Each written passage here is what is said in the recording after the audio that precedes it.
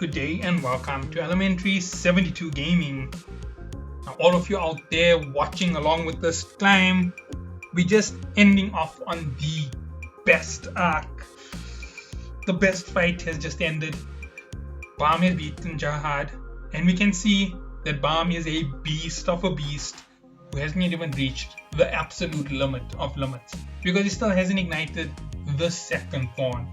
And when he ignites the second thorn, we have no idea what will happen. But that is just the whole secret to this whole floor. So let's get into what's going to happen next. Okay, so at this point, we know that a lot of things have been going on in secret. So because of the treasure-seeking stingray that Rachel has had, she ended up being transported to the hidden floor, which is where Jahad himself resides. And in here are the three big breeders who stop anybody else from finding the hidden floor. So Rachel has gone to that side and she ends up making a deal with one of the big breeders so that she will end his existence in here and she will be taken out to the real world when all this is over with her avatar body instead of her real body. She figures there's a way to take the avatar body out by enforcing it with her spirit. So she'll be sucked into the avatar body and they will become one on the outside. The next thing to note about all of this craziness. Kun was affected by Rachel because she used the power of the big breeder to put a bomb in his heart. It explodes, he ends up in his ice mode, which keeps him close to life but close to death at the same time. Freezes all of his activity. Everybody has fought their sworn enemies at this point. Panskul Iraday kills her uncle, who's a sworn enemy. Barrow fights a steel teething ring that was used to stop her from eating candy when she was a kid. She lost all of her teeth doing it.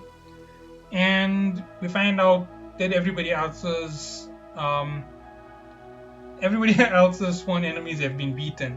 Like Burrows was a monster from a movie when he was a kid, and it ended up giving them quite a bad time, even with the Kuns helping them. So yeah, that's everything that we get. And here's everything that we don't know about this floor. When Wagner was entered into the floor of death, he ended up finding a special weapon called the King's Seed, and it ends up being something that he is going to use later on. It tells him that it will give him the strength to save his friends. All he has to do is kill someone. Now we don't know who it is that he has to kill. It can be anybody, we just don't know who it is. He has to kill somebody in this tower. And that is the whole story about it. That's what the sword that he was given can do. It's a really powerful sword. It has the ability to teleport. Moving on, the next thing that we find out, which is all the craziness that's going on here, is that Yuraha's mother is one of the cursed people of the tower. Now there are three various types of cursed people. Cursed people who are given a stillbirth curse. So they have a higher rate of stillbirths amongst their kids who are born. And for that reason, their tribe has really reduced in numbers over the years. Now Yuraha is unique because she is the child from a cursed people and a 10 great family, and the 10 great families are the ones responsible for this curse on the native ones of the tower. So nonetheless, she inherited the stillbirth curse, and her mother was pregnant with twins. One was a boy, one was a girl, and she was on the hell train where Yuraha's father was killed. She ended up going to the hidden floor, and on the hidden floor she made a deal with the big breeder. On the hidden floor she will give birth, and on the hidden floor itself the girl will die, but the boy will live because the big breeder has the chance to twist the whole situation, and he'll inhabit the body so that the body of the boy can grow in the floor, while Yuraha will be born on the outside, and that way both children will live on both sides. And they agree to these terms, and that's where everything splits off. So Yuraha goes out into the real world. That's how come she is where she is. And the reason why she survived was because she's from the Ha family, and females in the Ha family have the blessing of the Ha, which makes them really strong Shinsu resistance. Shinsu resistance wise, which will give her a higher chance of surviving the stillbirth curse. The second curse of the native ones is where their power is locked. Now, We believe this year relates to Rak, and it also relates to Evenkel. Now, the ancient ones are really unique because they have some really hidden secret powers that are elemental. They're elemental based within the tower. They're really unique. And Rak has the ability to control stone to make a stone shield, which is really unique, like ancient one. And they believe that the reason why the curse lifted for him on the hidden floor was because it is the hidden floor, and it caused the data to shift around a little bit, which is why he discovers his powers. And that's how come he's managing to escape a little bit of his curse. The last hidden curse is that they will be born with both a male and female side, a unisex individual who cannot reproduce.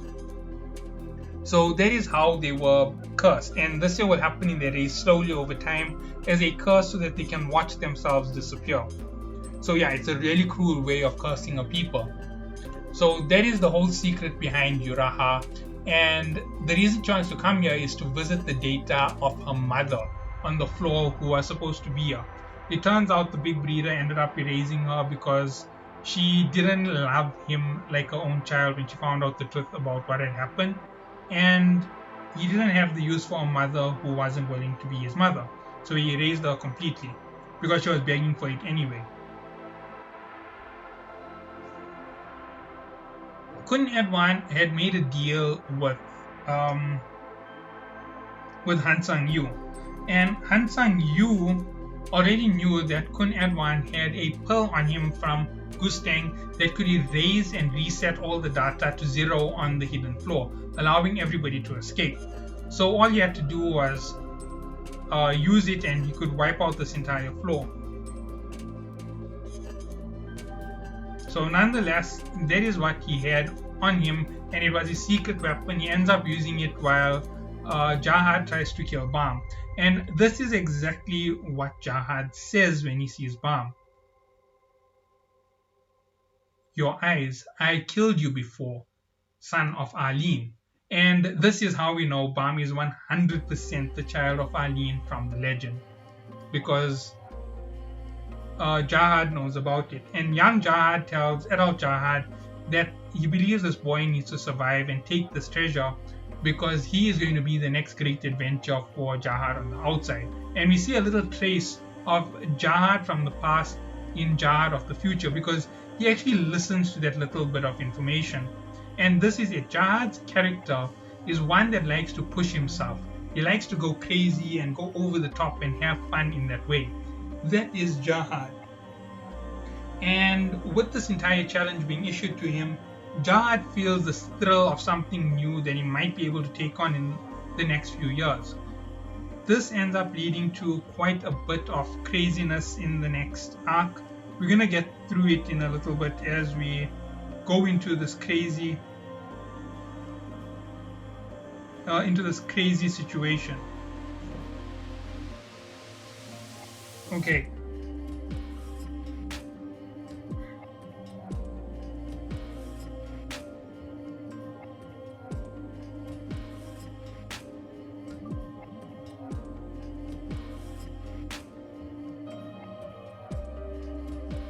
So Bam activates his second thorn, and it ends up activating the power of transportation. So now his thorn starts unraveling and starts functioning for him on its own, and it activates to try and pull him out of the space where he's being killed by Jahad. At this point, Khun Edwan swallows the pearl. He ends up getting ready to erase everything, and he fires a shot to take out Jahad's arm. They end up taking out Jahad's arm, releasing Bam. Bam gets released from the floor. We then find out that Han Sang knew everything that was about to happen. He knew from the very start that all the data humans here would be erased once this promise was fulfilled. And another thing to note was Melody, the little girl who was Beatus's daughter, wasn't his daughter. It was a piece of data created to be his daughter that was actually the eyes watching them from the big breeder all this time. And they knew about it all this time, the two of them. But they didn't do anything to act against it because of how they felt towards her being Beatus's child.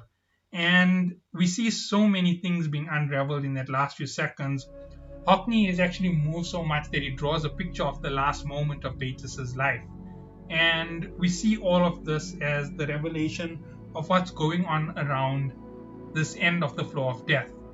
Rachel's treasure-seeking stingray ends up stealing the bracelet from Jahad, and she ends up leaving the Floor of Death as well. A whole lot of situations are going on all at once. Raak knows exactly what happened to Kun. Bam ends up knocked out for several weeks from what he just escaped. And it's at this point that things go insane. Now, here's what happens exactly. Because of what happened with Rachel and Kun, she's now in big trouble with Bam. Bam is gonna be really angry because she did something that was unnecessary and it interfered with something that Bam treasures, friends. So if she has interfered with Bam in this way, there's a possibility he's not going to honor any bet with her, and he might actually cut ties, which is what she's suspecting is going to happen. And she wants Bam to keep chasing her. It's not like she wants him to stop. She wants him to keep going. Wants him to keep doing this every time, keep coming after her.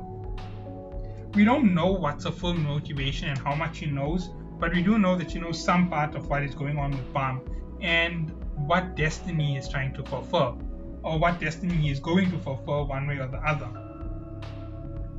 But nonetheless, she escapes and Bam ends up going straight at her. He ends up eliminating the power of the treasure-seeking stingray from interfering with his fight with her, and he says that there was no need for her to do what she did against Kun. And at this point, she says, you know, he tormented me for so long, and he's like, just keep quiet. I'm done with your excuses. We're over. If I ever see you again, if you ever come across my path, if you ever touch my friends, I will kill you myself. And that is the end of Bam and Rachel's relationship. They end up taking a different turn altogether. And that's exactly what happens at this point. So yeah, that's exactly where we are. All of this craziness goes down, and for some reason the train has changed.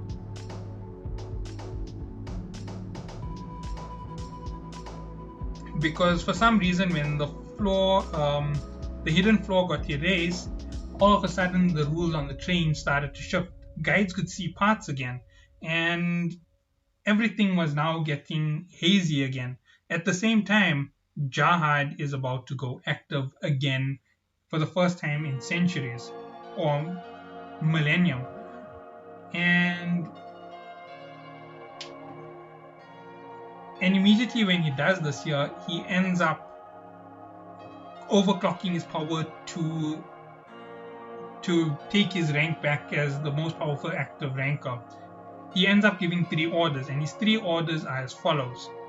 Number 1, destroy Fug. Right? So the first option that is given to the tower, to the Jahad forces, is destroy Fug. Number 2, destroy everybody on the Hell Train. Right, so now this is a complicated one, because if you fight everybody on the Hell Train and you kill everybody who was on the Hell Train, he's going to end up killing Yuri Ha. Killing Yuri Ha will end up angering the Ha family, and they will become a new enemy faction against Jahad. Also, the other things to note about the Hell Train is Bam is on board, so if they kill him, the only person who is a threat to Jahad is gone. And his last order, which they can fulfill, if they choose to fulfill it, is to destroy the Pao Badu family, or the Bido Pao family, which is Gustang's family. And at this point, we know that it's now really troublesome. This is how we end up with the final station arc. And trust me, the final station is way more complex than even this hidden floor arc. In the final station, we get to meet Calavan. We get to find out how powerful Jin Sang Ha is. We get to see what Kun Mashni is up to. We get to find out about the true power that Bam has in comparison to rankers. We find out just how ridiculous his power is. We find out the limits of Yuri's power. We get to see a fight all out for a few seconds. And this is everything that we're going to see in this next segment coming up. And I hope that you are all ready for the most awesome conclusion to an arc, because all of these leading together are fantastic. One last thing to note, at this very same point, there is something about to go down on the chess floor, because they're about to take on Han Sang-yu because he lied about what happened with Bam. That is from the punitive order that Rapalista sent out. So this is all dealing with what Rapalista was told by Yuri. So that's how come Han Sang is being assaulted at the same time. And all of this is going on, and in the next few chapters, we are going to see some incredible fights. I hope that you all do join me on the next part of this adventure, and I will keep bringing you along with me. See you all then. Have a good day.